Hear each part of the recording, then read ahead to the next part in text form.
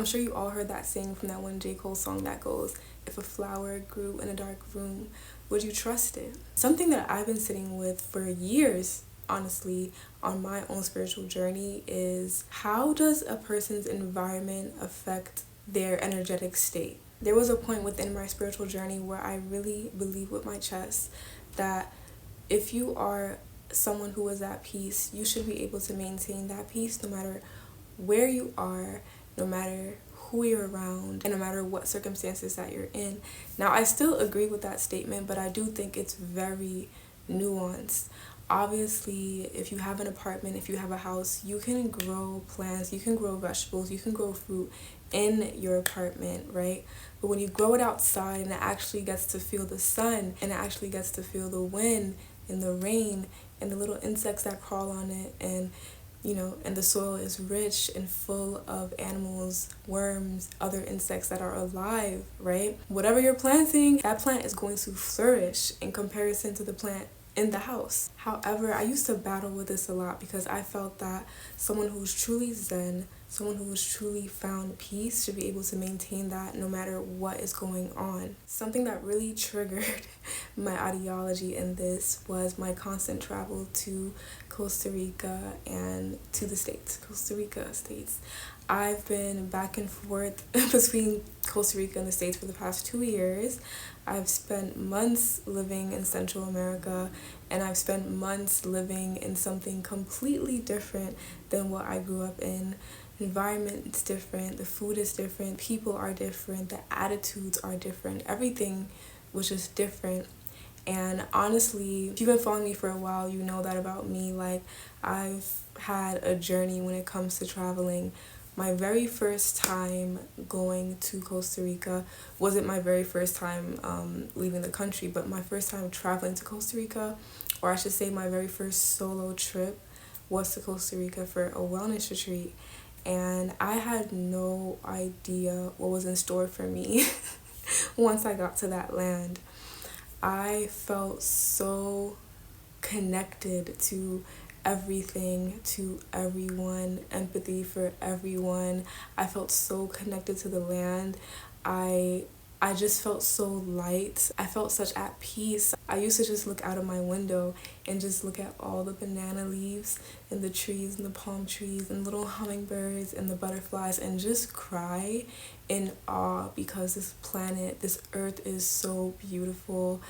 And we are so blessed to be connected to such a system. I had never experienced nature in that way. And it wasn't my first time traveling, but I just never experienced nature in that way. The retreat was about 7 days, but I spent about 9 days in total in Costa Rica. And when it was done, I was ready to go. Like, I feel like I had gotten what I needed to get out the retreat. It was a blessing, and it was an experience that I would have never forgot. But I was ready to get back home. I was in a relationship at the time, and so I was excited to see my partner, and we had just gotten a kitten, and I was excited to see my baby kitten. And I was just happy to get back home and integrate all of my experiences back into my life in the States. But boy, was I in for a big surprise when we had landed, and just literally in the airport, like not even exiting the airport, I'm just like, something feels off. Something feels different. I can't put my finger on it, and I don't have a word for it, but like, I just feel different. At that time, I didn't know that I had been changed forever. That experience changed me forever. But eventually I get out the airport. My boyfriend at the time, he picks me up with my kitten. I see them, I'm really happy, and we're just starting to drive home, and I'm debriefing my partner at the time about like my experiences and how I was feeling and everything. But guys, like, I was looking out the window. Like, I was talking and then I was looking out the window, and something just felt really eerie to me. Like, something just felt off. I just was like, what is this? What is this? If you've experienced long-term travel and then going back home, especially if you live in an inner city, you probably know what I'm talking about. I was looking out the window like, where am I? Is this real life? Am I in a simulation? Like, that's literally legit how I felt. So we get home and I'm unpacking and I'm unwinding. I shower. I'm trying to like get myself, back into routine, but it just was so hard, guys. It was so difficult. And eventually that year, that relationship ended. But before we had separated, I had brought up this idea for us to solo travel multiple countries. We were talking about going to Mexico, going to Ghana, going to Costa Rica, going to a whole bunch of places and experiencing, being an expat, being an immigrant, solo traveling. And that idea that I had was really charged by the fact that like nothing was the same.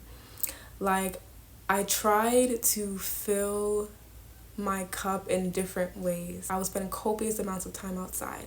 I would say, let's go to the park, let's go to the waterfall, let's go here, let's go there. And I really did my best to immerse myself in the nature that I had access to whilst I was in Georgia. But like, nothing was the same. And it hurt. And I was just like, dang, so you're telling me I'm never going to feel that at peace in my life? I'm never going to feel that type of bliss in my life? I didn't even know that that level of peace and like ecstasy off of just pure life, off of just raw life, I didn't know that that was even a thing possible. I didn't know that was something that I could experience, And it's hard to explain to someone who hasn't experienced that. But my partner at the time, he tried, we went out, we tried to do things and tried to be active, but I think at a certain point I just gave up, on the idea that I would experience that again. But then I had this idea for us to, solo travel around the world, and they were completely on board. We worked from home completely, so it was something that we could have done, and we would have saved money doing it. So we said, why not? And funny enough, as I was saying, before that year ended, we separated. But the next year, I still ended up going and solo traveling. And guess where I ended back up? Back in Costa Rica, back on the Caribbean coast. The story is actually way longer than what I'm like shortening it into. But I'm just trying to create a picture here for you guys, okay? So I got back to Costa Rica and it was so beautiful. I felt like I could finally breathe again. I felt like I was back home. I met amazing people. I had the time of my life. And it wasn't even like I was like partying or anything. No, I don't even think I went to any party. But it's just something about like being in a place that feels so full, where like even if you don't have friends, people still smile at you. You still feel a part of something, like it was community. It was the nourishing food and fruit in abundance everywhere. It was the smiles.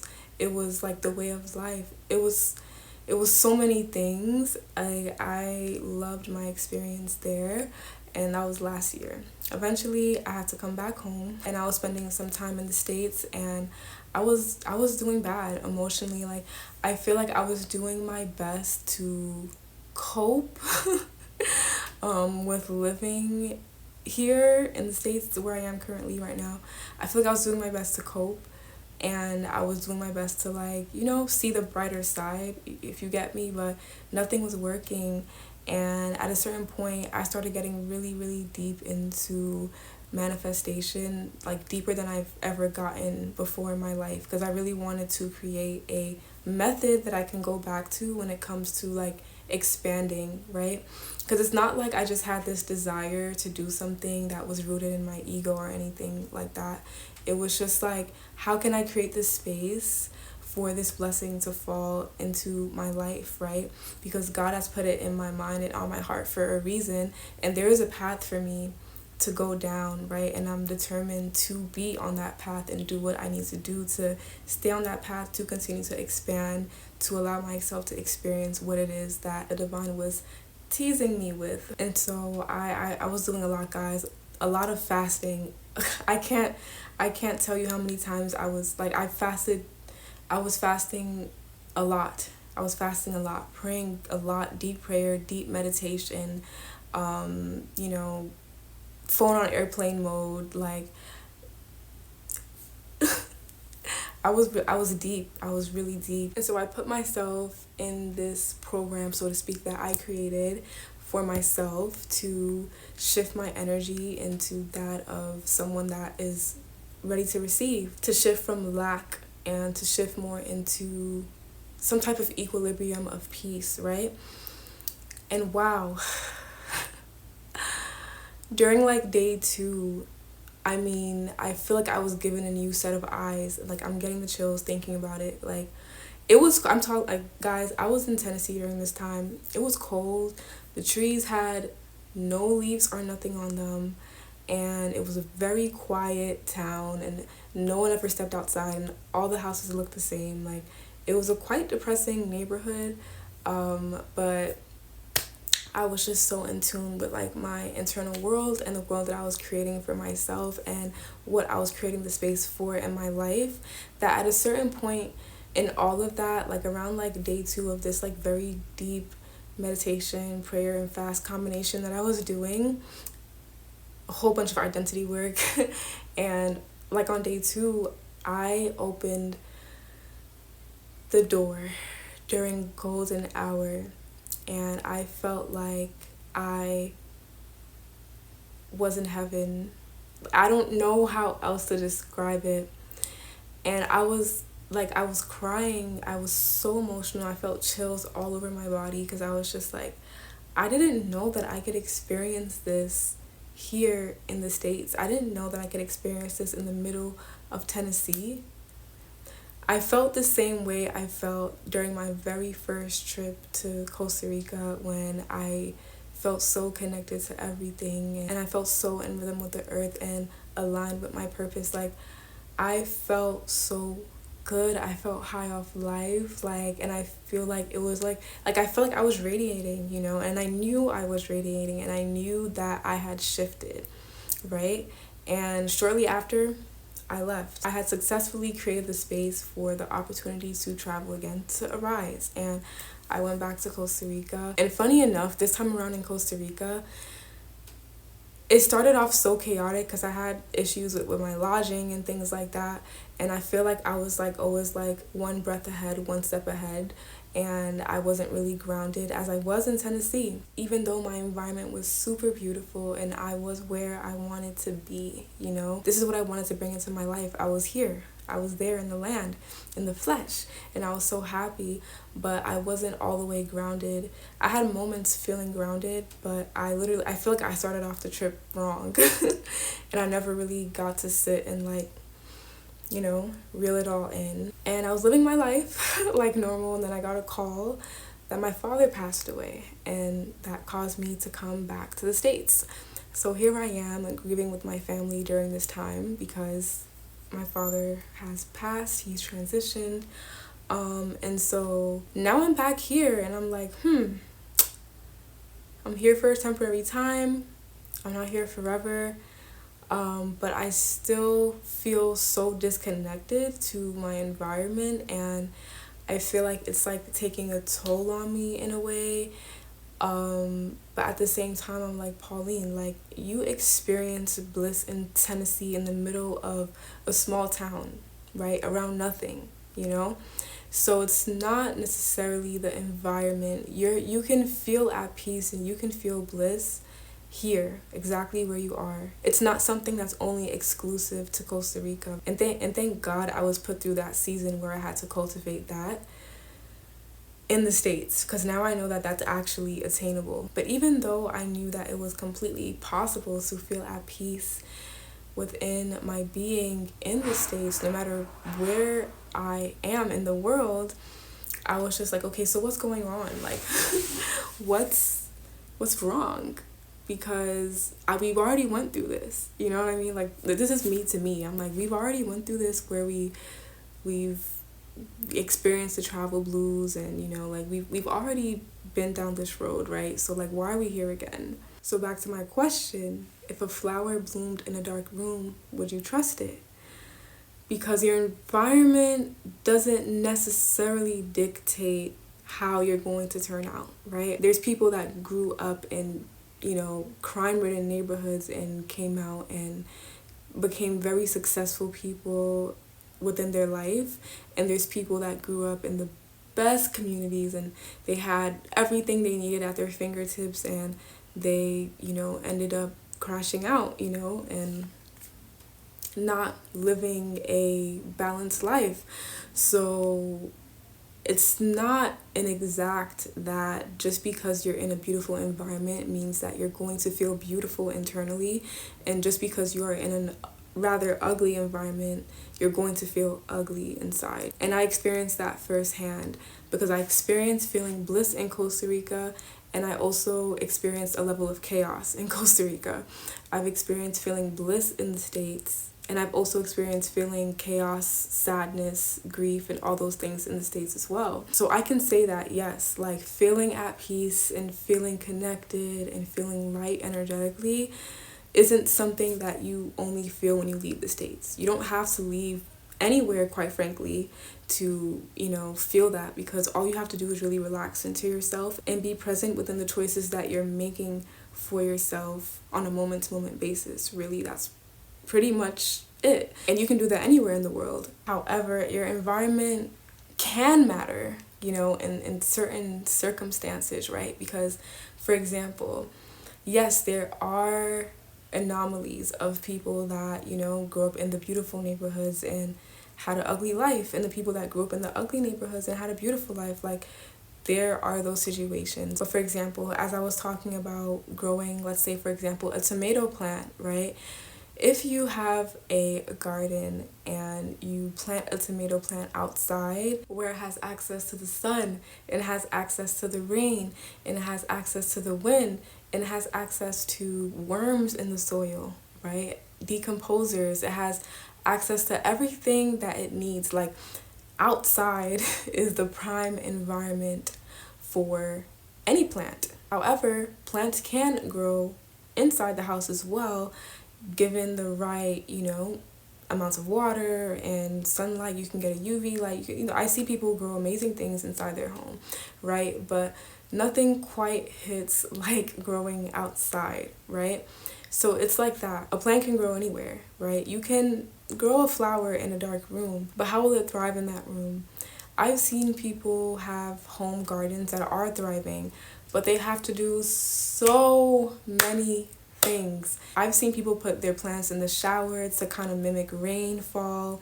I've seen so many things. It's possible to have a flourishing garden indoors, but there's so much work you have to do, because it's kind of like you're working against the grain and you're trying to recreate an environment where that subject would thrive. And what I realized in living here, and by the way, I was born and raised in the States, what I realized living here is, especially in the inner cities, they're not designed for you to thrive. They're not designed for you to be at equilibrium. They're designed for you to be in stress.